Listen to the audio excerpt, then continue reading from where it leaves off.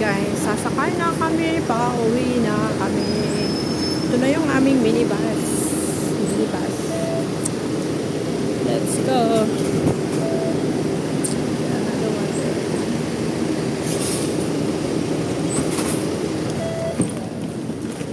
Minibus. Tit. Oh yeah. Pagod.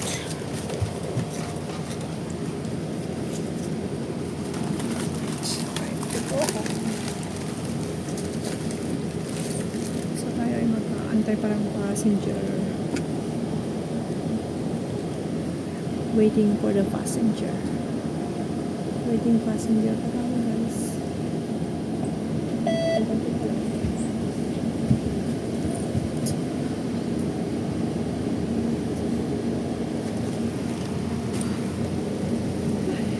Nakapagod.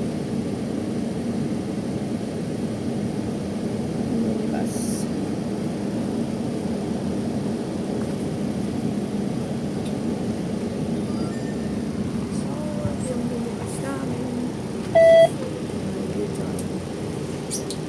Para may makita naman kayong view yan ng taxi.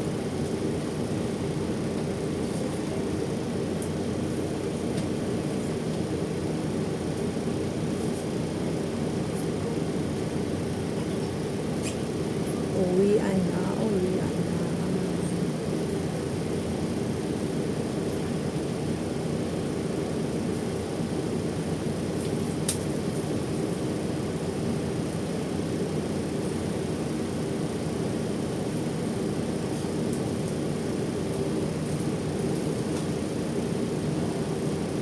Kanto. Kasi kanina umaga, nagising ako 6:30 nung nag-CR ako 6:30. Nakita ko ang dilim ng paligid. Tapos humiga ako. Hindi na ako nakatulog. Tapos si Indonesian, kumakalabog na sa kusina, nagluluto na ng pagkain ng alaga niya. Tapos alas 7 may dumating na magmamasahe kay Lola. Grabe naman yung alas 7 na magpamasahe kay Lola. May namasahe sa ng 7. It's linggo pa kakahapon. Ay, kanina. Kailangan yun naman kahit malang sana 8:30 gano'n. Grabe si Lola mag-organize ng schedule niya. Alas 7 ng umaga. Tapos magbe-breakfast sa 6:30. Oh no. 6:30 to 7. Minsan alas 7 pa kakain. Kasi sabi ko sa nag-aalaga sa kanya, total gising na kayong dalawa, ikaw na magluto ng pagkain niya. Kasi wala naman kayong ginagawa doon, gising kayo, hindi mo naman siya Pag 5:36 o'clock kailangan magluto ka na ng breakfast niya para 6:30 tapos ka na. Tapos 6:30 kakain na siya. Tapos tamang-tama. Alas 7 darating na yung magmamasahe sa kanya. Kako. Hindi na ako yung magluluto ng breakfast. Kasi ang aga-aga. Grabe naman yan. Alas 7 ako gumigising pag magluluto ako ng breakfast. Kasi nga ako magluluto ng breakfast ni Lola. Pag nandito siya. Kaso nga lang yung schedule niya na alas 7 na darating ng kanyang tagamasahe. Eh di sila na lang si Yaya na lang niya yung magluto ng breakfast niya. Wala naman siyang ginagawa. Alas 5 naman sila gigising. Alas 5, alas 6. 5:30 ganun, gising na silang dalawa. Anong gagawin nila sa kwarto? Diba? Hindi naman siya kinakarga. O di magluto magluto ng breakfast niya yung Yaya niya. Hindi ako. Diba? Basta ang gising ko alas 7 pag nandito siya. Ako magluluto ng breakfast niya. Pero pag gusto niyo kumain ng alas 6, bahala silang dalawa siya. Yung Yaya niya magluto, hindi ako. Ganun lang yun. Kasi yung bossing ko wala dito. Nasa China rin si Sir. Kaya pag nandyan si Lola, lagi din pupunta ng China si Lola. Mga 3 days sa China, 4 na araw dito sa Hong Kong. O kaya 4 na araw dito sa Hong Kong, 3 days sa China, ganun. O kaya 2 araw lang dito, 6 na araw dun. 4 na araw dun. Ganun lang. Pag nandito siya, ako magluluto ng breakfast niya. Pero dahil wala siya sa oras, Sabi ko, pag wala kayo sa oras na dalawa, ikaw magluto ng breakfast ng alaga mo, ako sa sama ka. Kasi gumigising siya alas 4, alas 5, gutom daw siya. Pwede pa kainin niya alaga niya, alam naman gigisingin pa ako magpakain. Pakainin ng biscuit, ganun, kahit tinapay. Wala naman kakain siya ng kanin. Wala naman ilulutuan ko siya ng apritada. Alam naman nilulutuan ko siya ng fried chicken, di ba? Eh, may oatmeal naman doon. Gusto niya kain, nilagyan ng hot water. O di, okay na yun. Solved na. Sa kanya. Alas 4, wala sa oras eh. Laging gutom. Laging gutom yung matanda namin. Malakas ang isip pero yung katawan hindi kaya.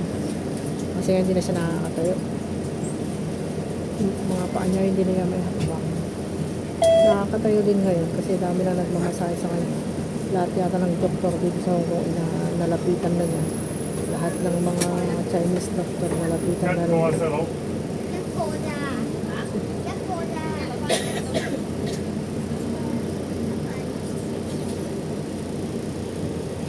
Ganun talaga pag maraming pera, diba? Marami siyang pera, kaya kahit pa paano. Ano siya? So, it's time to go home, guys. Uwi na kami.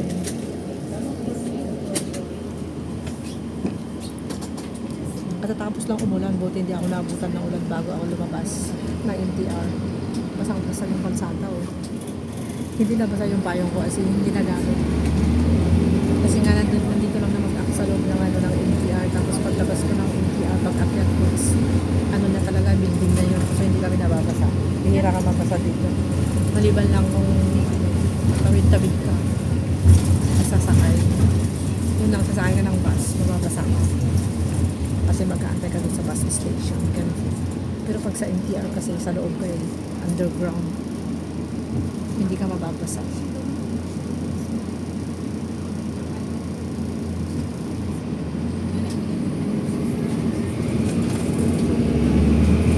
Tapos na naman yung MTR.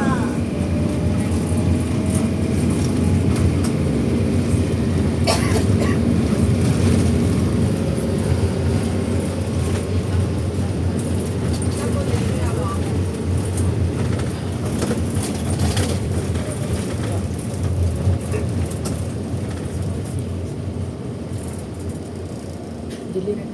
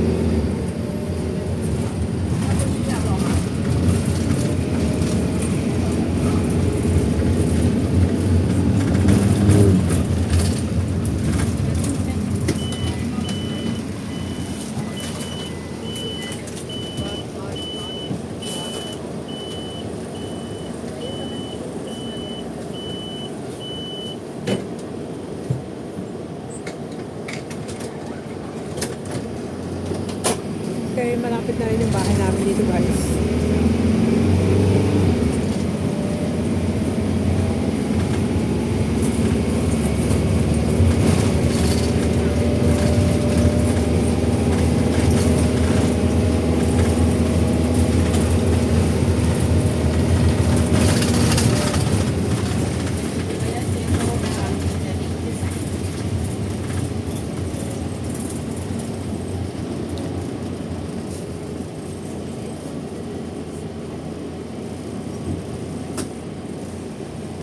Yacht ho, uncle.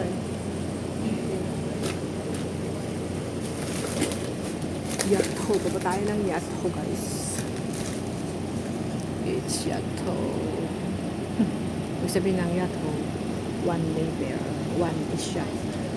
Ho is one way bear.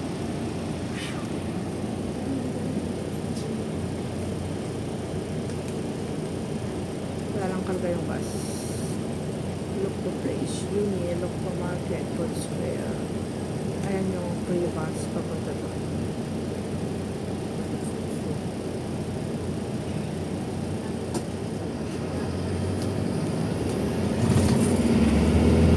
Papunta sa market.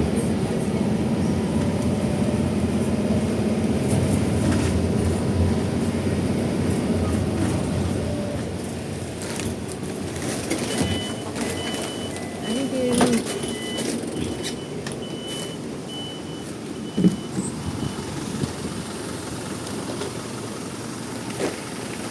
Wow. It's ambon-ambonizing. Uma-ambon-ambonizing, guys. Ayun na yung aking bus ulit. Bye-bye! Bye-bye, bye-bye, bye-bye! Ayan, dito na ako sa bahay namin. And it's raining. Rain, rain, go away. Come again another day. Rain, rain, go away. Come again another day. Drop, pick up.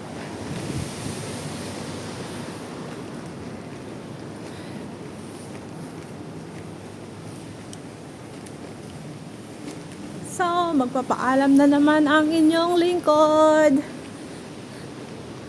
Magandang gabi sa inyong lahat.